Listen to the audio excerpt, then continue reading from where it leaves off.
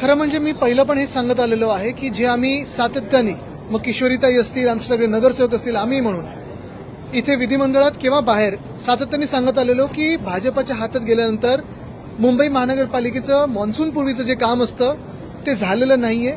हे जे आम्ही सतत सांगत होतो ते दुर्दैवाने आज खरं ठरत आहे. आपण पाहिलं असेल, आम्ही नालेसफाईबद्दल बोलत होतो. आज देखील आम्हाला फोटोज येत आहेत अनेक वॉर्डातून की कचरा उचलला गेला नाहीये, नाल्याच्या बाजूला कचरा ठेवलेला आहे किंवा नाले भरलेले आहेत. अंधेरीचा तो सबवे पहिल्या पावसात तुंबला, दुसऱ्या पावसात तुंबला, आता तिसऱ्यांदा पाऊस होईल तेव्हा पण तुंबेल. हिंदमाता जे आम्ही फ्लड फ्री करून दाखवलेलं तिथे पण ह्यांनी पाणी भरून दाखवलं आणि पंप एका बाजूला चालू नाहीत.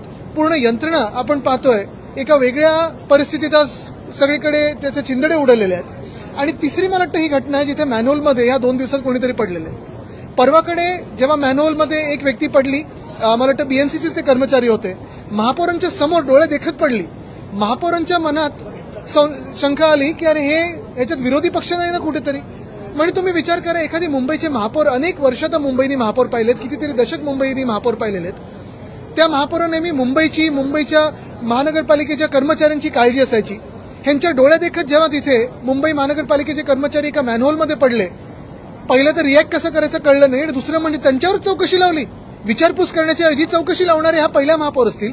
आणि आज देखील अनेक लोकांनी सांगून, लोक ट्विटरवर सांगतात, लोक सोशल मीडियावर सांगतात की कचरा उचलला नाहीये, कुठे बॅरिकेड लावले नाहीत, कुठे मॅनहोल ओपन आहेत, तरी देखील काळजी मुंबईची नाहीये. ह्या महापौरांना फक्त आणि फक्त बांगलादेशची काळजी पडलेली आहे. हे आमचं दुर्दैव आहे. आदित्यजी, जेव्हा जेव्हा मुंबईत पाऊस पडतो, पाणी तुंबतं, त्यावेळेला मुंबईकरांना अशाच घटनांना सातत्यानं सामोरं जावं लागतं. याचा नाश किती होणार? पण आपण पाहिलं असेल, काल पण त्या 2 लोकांना इलेक्ट्रिक्यूट झालेत, 2 लोक शॉक बसून मृत्यू झालेला आहे. म्हणजे बसवर झाड पडून एका लहान मुलाचा मृत्यू होतो, दुसऱ्या ठिकाणी कोणीतरी मॅनहोलमध्ये पडतं, कोणाला तरी ओपन वायरमधून शॉक बसतो, अंधेरी सबवेमध्ये पाणी तुंबायला लागतं. नवीन फ्लडिंग स्पॉट्स आलेले आहेत. एका बाजूला कॉन्ट्रॅक्टर सगळे ह्यांचे खुश आहेत, आनंदात आहेत, पण दुसऱ्या बाजूला हे मुंबई लुटणारे भाजप, हे भयानक परिस्थिती मुंबई आणि एमएमआरची यांनी करून ठेवलेली आहे. आणि अजून एक महत्वाची गोष्ट आपल्याला सांगू इच्छितो की जेवढे जबाबदार ह्याच्यात महापौर आहेत, तेवढेच नगर विकासचे जे मंत्री आहेत, पळकुटे आहेत, जे स्वतः इथे उत्तरं देऊ शकत नाहीत, एकनाथ मिंदे, ते पण ह्याला एवढेच जबाबदार आहेत. असतील ते पूर्ण व्यस्त असतील आमदार फोडण्यात, खासदार फोडण्यात, नगरसेवक फोडण्यात, विकत घेण्यात, दलालांच्या बरोबर बसण्यामध्ये. पण हे सगळं करत असताना स्वतःचं जे ड्युटी आहे, कर्तव्य आहे, त्याचं तर पालन करा.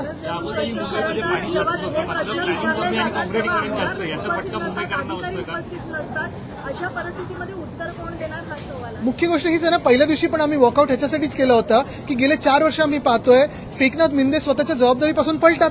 आमदार फोडायचे कसे, खासदार फोडायचे कसे, पैसा कमवायचा कसा, पैसा कॉन्ट्रॅक्टर्सकडून काढायचा कसा, ते वापरून विकत कशी घ्यायची लोक, हे सगळं त्यांना माहिती आहे.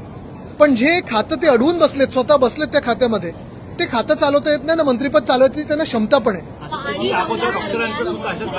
एक मिनिट, त्याअगोदर सुद्धा डॉक्टरांचा, प्रसिद्ध डॉक्टर वळीमध्ये मॅनहोलमध्ये पडून त्यांचा मृत्यू झाला होता. त्यावेळेला महापालिकेवरती आपली, पण त्याच्यात त्या व्यक्तीवर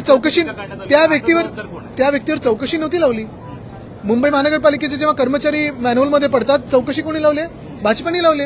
आणि जी भाजपा अयोध्येच्या दानपेटीमधून पैसे चोरू शकते, जी भाजपा आणि भाजपाचे लोक, भाजपाने बसवलेल्या ट्रस्टमध्ये लोक अयोध्येसारख्या मंदिरामध्ये आणि उज्जैनच्या पावनभूमीमध्ये घोटाळा करू शकतात, मुंबई महानगरपालिका हे सोडणार आहेत काय? एक घेतो, एक मात्र आता हेच उपमहापौर बोलतायत की महापौरांवर कारवाई झाली पाहिजे, कारण त्यात देखील आजच्या परिस्थितीला तेवढ्या प्रॉब्लेम हाच झालाय की मिंदे गट आणि भाजप एकमेकांचे पाय कापण्यात एवढं व्यस्त आहे की मुंबईकरांची सेवा करण्यासाठी, महाराष्ट्राची सेवा करण्यासाठी यांना वेळ नाहीये. मिंदे गट, तुम्हाला मध्येही सांगितलं होतं, मिंदे गटाचं सुरू झालंय ऑपरेशन देवेंद्र फडणवीस, आणि हे ऑपरेशन देवेंद्र फडणवीस यशस्वी करण्यासाठी त्यांना इकडून तिकडून खासदार, आमदार, नगरसेवक विकत घ्यायला लागतात. हे विकत घेण्यासाठी पैसे काढतात, ते कॉन्ट्रॅक्टर्सकडून काढतात, अयोध्येच्या मंदिरातून काढतायत, उज्जैनमधून काढतायत. आणि हे सगळं एका बाजूला होत असताना मुंबईकरांचे तुम्ही हाल बघताय. आधी कधी दुर्दैवी घटना कुठच्याही पातळीवर झाली असती तर त्याच्यावर लगेच चौकशी झाली होती, त्याच्यावर पुढे कारवाई झाली होती. पण ह्याच्यात उलट चौकशी हे महानगरपालिकेच्या कर्मचाऱ्यांवर लावतात. आज महानगरपालिकेच्या कर्मचाऱ्यांनी देखील का काम करावं ह्या महापौरांसाठी त्यांनी विचारलेलं. एक मिनिट, ह्यांनी पहिला प्रश्न विचारलेला. आदित्यजी, महापौर अजून तिथे पोहोचलेले नाहीयेत आणि 15 मिनिटात पोहोचतायत असं त्यांच्या ओएसडी कडनं आता मेसेज आलेला आहे. नेमके महापौर गेल्या कुठे असा प्रश्न सगळ्या मुंबईकरांना पडलेला आहे. काय आपण पाहिलं असेल, किशोरीताई विरोधी पक्ष नेते तिथे जाऊन पाहणी करून, मागे परवा पण जी घटना घडली तिथे पण जाऊन आल्या. महापौरांना तिथे वेळेत पोहोचवण्याची भीती कदाचित महानगरपालिकेत असेल, कारण कदाचित त्यांच्यावरच परत चौकशी लागेल. संशय जे महापौर घेतात ते स्वतःच्या यंत्रणेवर घेतात. कारवाई करणं गरजेचं आहे, पण चुकून जर कोणी त्या मॅनहोलमध्ये पडलं असेल तर त्याच्यावर चौकशी. जर इथे तिथे आता एकच आहे, महापौरांनी हे बोलावं नाही की ते मॅनहोल पण बांगलादेशांनी बनवलं होतं. मुद्दा हाच आहे. गमतीचाच भाग जरी बाजूला ठेवला, कारण मी गंमत करत नाही, महापौरांना गंमत वाटत असेल, पण दुर्दैव हे आहे मुंबईचं की आज कॉन्ट्रॅक्टर्सच्या मागे हे सगळं महापौर आणि उपमहापौर लागलेले आहेत. त्यांच्याकडून पैसे काढण्यात असतील किंवा त्यांच्याकडून ब्लॅकलिस्टवाल्यांना कामं देण्यात असतील, मुंबईची सेवा करत नाही. जी घटना घडली, मुलाचा मृत्यू झाला व्हॅनवरती झाड पडून, त्याच्यामध्ये 3 अधिकाऱ्यांना निलंबित केलेलं आहे. पण जे बीएमसीचे सुप्रिटेंडेंट आहेत जितेंद्र परदेशी, यांच्यावर अद्यापही कोणती कारवाई. आणि जर आपण पाहिलं असेल पत्र ते हे 1-1.5 महिन्यापूर्वीच आहे. महत्वाची गोष्ट पुन्हा एकदा सांगतो, जे कॉन्क्रीटीकरणचा रस्त्याचा घोटाळा मिंदेंनी केला, त्याच रस्त्याच्या घोटाळ्यामध्ये अनेक रस्ते असे जिथे झाडांच्या मुळांना देखील कॉन्क्रीट करून घेतलेलं आहे. त्याच्यातलं ते असं एक झाड होतं. तुम्ही पाहिलं असेल ती जी चिठ्ठी पाठवली, अंतर्गत नोट जी होती, त्याच्यामध्ये लिहिलेलं आहे की या झाडामधून धोका आहे, तुम्ही ह्याच्यावर कारवाई करा. एका बाजूला झाडांची छाटणी काय पूर्ण कापूनच टाकतात कुठे तर जिथे कापायला नाही पाहिजे, जंगलांमध्ये, कांदळवनामध्ये, आणि दुसऱ्या बाजूला ट्रिमिंग जे करणं गरजेचं आहे मॉन्सून पिरूचं, ते पण हे करत नाहीत. नैतिकता आणि जबाबदारी जी आपण महापौरांकडून मागत आहोत ते भाजपच्या महापौर आहेत. नैतिकतेची खरं तर स्वीकार करायचाच असेल तर केंद्र सरकारने अयोध्येच्या घोटाळ्यासाठी पण केलं पाहिजे, उज्जैनच्या घोटाळ्यासाठी केलं पाहिजे, नीटच्या पेपरसाठी केलं पाहिजे, टीईटीच्या पेपरसाठी केलं पाहिजे, एमपीएससीच्या घोटाळ्यासाठी केलं पाहिजे. पण नैतिकता ही भाजपमध्ये नाही. आणि दुर्दैवाने जर आपण पाहिलं असेल, सगळे जे मुख्यमंत्री एक एक भाजप बनवत चाललेले आहे देशभरात, त्यांच्यावर घोटाळ्यांचे आरोप होते, पुरावे होते, ते जेव्हा भाजपच्या वॉशिंग मशीनमध्ये येतात तेव्हा मुख्यमंत्री बनतात. 4 वर्षांपासून हीच परिस्थिती आपल्याला पाहायला मिळत आहे. कारण का प्रशासक होते तेव्हा देखील हीच परिस्थिती मुंबईवर. नगरविकास मंत्री कोण होतं 4 वर्ष? मुख्यमंत्री कोण होतं? मिंदे. पैसे काढण्यात व्यस्त होते, अकार्यक्षम, स्वतः नुसतं पैसे वाटू शकतात. त्यांची पूर्वीची काय उधळण्याची सवय होती का पैशाची बघायला पाहिजे. दिलीप राणे असं म्हणाले की जी घटना घडली त्या घटनेपाठीमागं काही संशय या पाठीमागे गट आहे का हे चेक करायला पाहिजे. ह्याच प्रॉब्लेम आहे. मुंबईकरांना तुम्ही संशय घेताना तुम्ही एक तर स्वतः पक्ष बदलता, तुम्ही कॉन्ट्रॅक्टर्सच्या मागे हात धुवून लागता पैसे काढायला, पण जेव्हा काहीतरी घटना घडते, कोणीतरी बिचारा त्याच्यात पडतं, जसं परवा महानगरपालिकेचे कर्मचारी पडले, आज जी व्यक्ती पडली त्याची पण चौकशी करतील. एवढे निर्लज्ज झालेले आहेत की सगळं काही ढकलायचं दुसऱ्यांवर आणि मोकळं होऊन जायचं, हेच त्यांचं चालतं. मॅनहोलमधली जाळी चोरली आहे का असं त्यांची प्रॅक्टिस चालू होती खासदार आणि आमदार बनवण्याची. पण दुर्दैव हेच आहे, जसं मी आत्ता पण सांगितलं की हे जे टोळे आहेत किंवा कुठे काही पकडलं जातं, त्याच्यात जसं आता तुम्हाला अजून एक नावाची आठवण करून देतो, ISIच्या हनी ट्रॅपमध्ये ती आलेली व्यक्ती होती कुरुळकर. काय झालं पुढे? भर चौकात फाशी द्यायला पाहिजे होती का? तर आपल्या देशाचे इस्रो आणि न्यूक्लिअर सिक्रेट्स यांनी पाकिस्तानला विकले होते. आता ही चंद्रपूरमधली जी टोळी होती त्याच्यात भाजपचा जो कार्यकर्ता आलाय, खरोखर त्याच्यावर कारवाई होणार आहे की त्याला क्लीन चिट मिळणार आहे हे बघा, विचारा. आदित्यची मुंबईमध्ये मुसळधार पाऊस उसळत आहे, मात्र याचाच फटका स्मशानभूमीला बसताना पाहायला मिळत.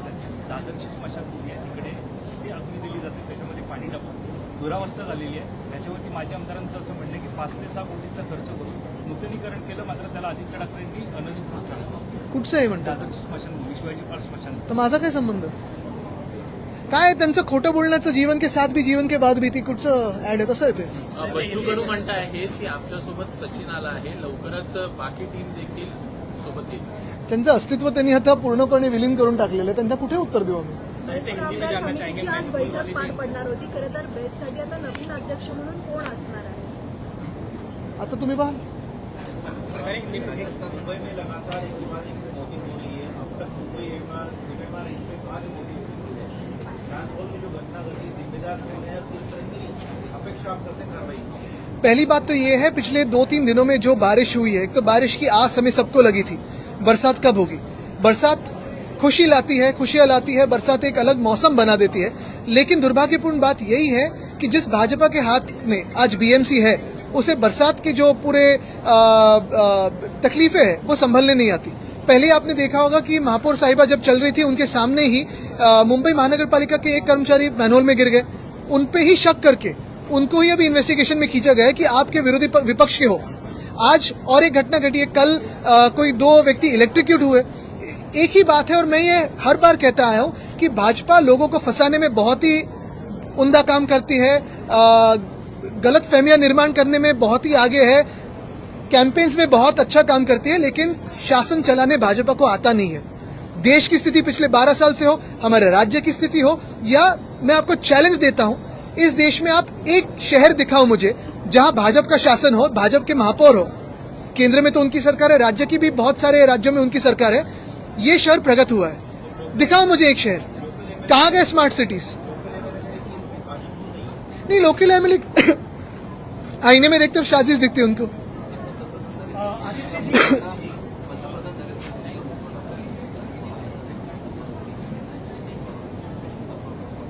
माईकवर प्रश्न होते त्याचा पहिलं मोठ्याने, ते मला वाटतं सोशल मीडियाने उचलून धरलं। राम मंदिर हो जाए एक मिनट, हे करू। इससे पहले हमने सचिन अहिर जी का इंटरव्यू लिया था, उसमें हमने उनसे एक सवाल किया था कि मनोज जामसुदकर जो है वो शिंदेगढ़ में जा रहे हैं, तो उन्होंने कहा था कि ऐसा कुछ भी नहीं है, वो निष्ठावंत है और बाला साहब ठाकरे के सच्चे सैनिक हैं। और कुछ दिनों के बाद ये देखा जा रहा है कि वो खुद शिंदेगढ़ में चलेगा, इसको कैसे देखेंगे? अभी कैसे देखो इसे? तब दूसरे की निष्ठा, अभी एक ही बात है कि दूसरे को सर्टिफिकेट देते हैं लेकिन खुद परीक्षा में फेल हो जाते हैं। क्या कम किया इनके लिए? और यही पूछना चाहता हूं मैं आज कि ये सारे लोग, फिर ये सचिन जी हो या जो भी सांसद उनके साथ गए, भाजपा के साथ हो या मिंदे के साथ हो, वो कैसे जस्टिफाई कर सकते हैं खुद को आईने में कि जो लोग आज इस देश में महामानव डॉक्टर बाबा साहब अम्बेडकर ने जो संविधान दिया है उसका अपमान करके बदलना चाहते हैं, उनके साथ कैसे बैठ सकते हो आप? जिस भाजपा ने अयोध्या में भ्रष्टाचार किया, जिस भाजपा ने उज्जैन में भ्रष्टाचार किया है, कैसे बैठ सकते हो उनके साथ आप? क्या सवाल उनसे पूछने में हिम्मत है आपकी?